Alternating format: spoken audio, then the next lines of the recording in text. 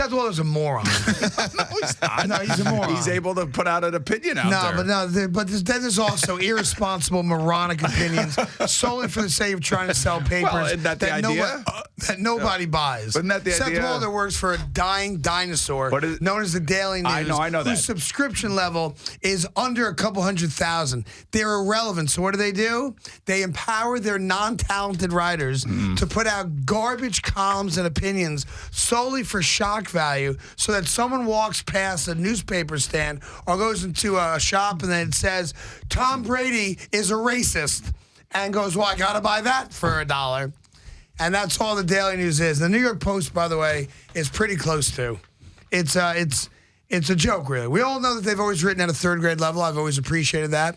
I also like the fact that it's not sectional. Right. I like newspapers that are unlike the New York Times. That being said, they are so desperate to get people to pick up the paper because they're being beaten by blogs and guys that live in their mother's basements who know how to type really good, or other people that put out content that people want to hear and read and see. That they're desperate. So now what do? They write joke columns solely to get your attention. That's all they do.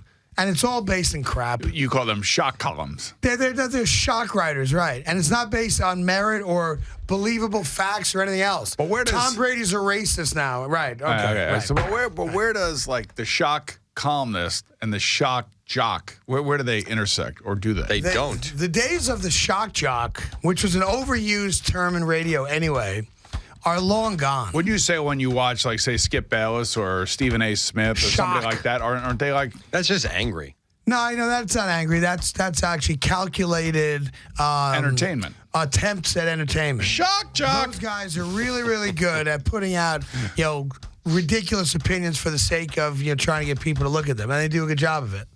Skip Bayless, though, is another guy who, left the platform and now nobody watches him. But what if somebody said, like, I don't know...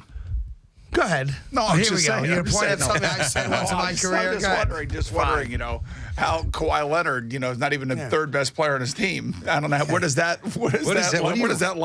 mean? It'd be like, I don't know. Somebody said that. It'd be like a guy being against Daniel Murphy taking paternity leave. Oh, here we go. One shot, two shot. I never said I was against him taking paternity leave. I never said that. The douche and the dope. Yeah, there we go. That's exactly right.